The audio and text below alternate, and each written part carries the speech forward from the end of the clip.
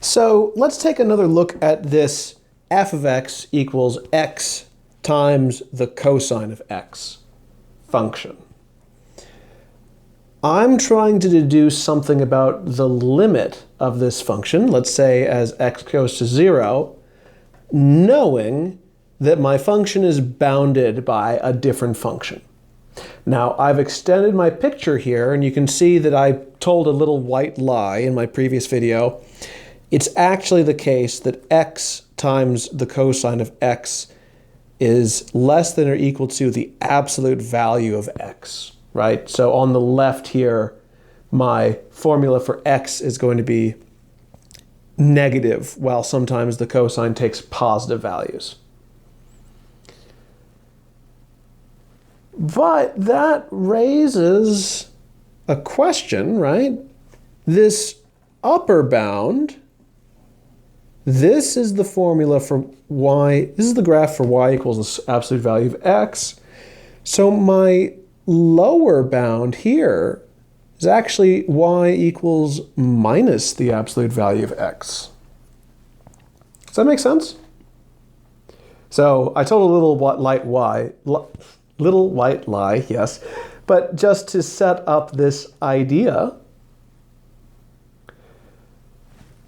now I have the function that I want bounded on both sides by something easier. So if I was going to take the limit as x goes to 0 of x times the cosine of x, this has to be bounded above by the limit of x going to 0 of the absolute value of x. And we already know that limit. It also has to be bounded below by the limit of minus the absolute value of x as x goes to 0. So from my previous video, I know that this is 0. The limit of absolute value of x as x approaches 0 is 0. The limit of negative the absolute value of x, well, that's going to be negative 0, or just 0. So without any calculation at all, I can conclude that this function, x times cosine of x, as x approaches 0, the limit has to equal 0. So what's the payoff? This is a special rule, and it is so special that we give it the designation of theorem.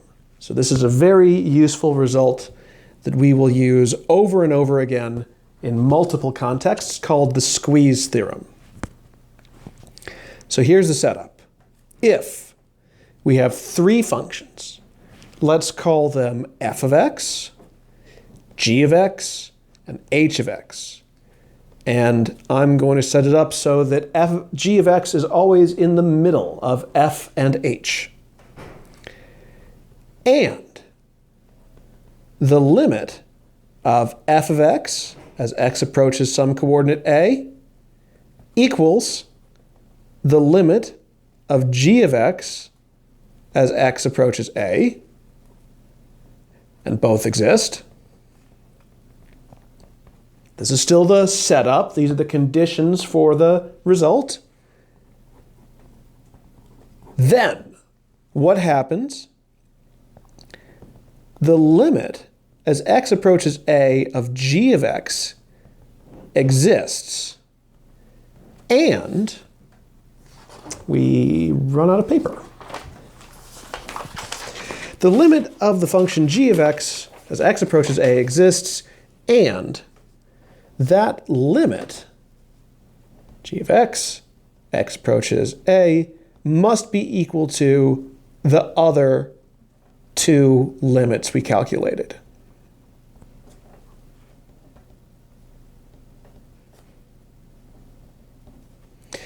So this is the payoff to the squeeze rule, the squeeze theorem. And this is exactly what I did with my cosine function.